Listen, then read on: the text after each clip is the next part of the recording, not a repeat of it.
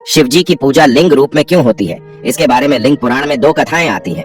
पहली कथा के अनुसार एक बार भृगु ऋषि त्रिदेवों की परीक्षा लेने के लिए निकले और वो जब शिव के पास पहुंचे तो उस समय भोलेनाथ देवी पार्वती के साथ शयन कक्ष में थे। भृगु ने उनसे मिलना चाहा, पर द्वारपालों ने रोक दिया। भृगु ने कुछ देर तक प्रतीक्षा की और फिर क्रुद्ध होकर अंदर शयन कक्ष में चले गए।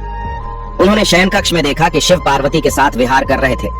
क्रोधित होकर भृगु ने शिव को श्राप दिया कि मैं तुम्हारे द्वार पर कब से प्रतीक्षारत हूँ और तुम यहाँ मौज मस्ती कर रहे हो, इसीलिए मैं तुम्हें श्राप देता हूँ कि आज के बाद तुम्हारी पूजा लिंग रूप में और पार्वती की पूजा योनि रूप में होगी।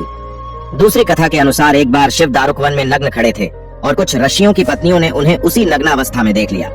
ऋषि पत्नियां शिव के लावण्य पर मोहित हो गई और आकर उनसे लिपट गई। थोड़ी ही देर में उन औरतों के पति ऋषिगण भी वहां आ गए और शिव को नग्न देखकर उनका क्रोध 7वें आसमान पर पहुंच गया।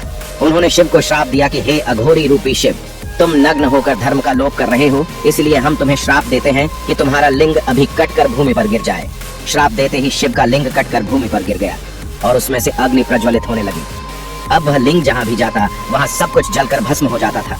ऐसी स्थिति देखकर देवतागण घबरा गए और इसके निवारण का उपाय पूछने ब्रह्मा जी के पास आए।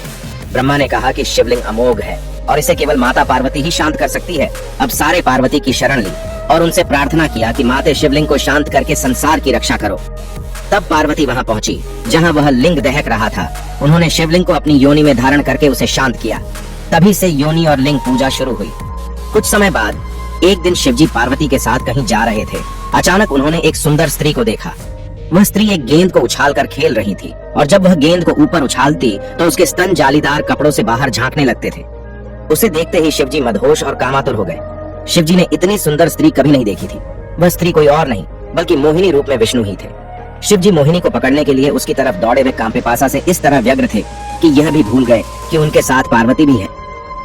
शिवजी को अपनी तरफ आता देखकर मोहिनी भी उनसे दूर जाने लगी। अब तो शिवजी अपना त्रिशूल फेंककर उसकी तरफ ऐसे झपटे जैसा किसी गाय के पीछे मतवाला सांड भागता हो।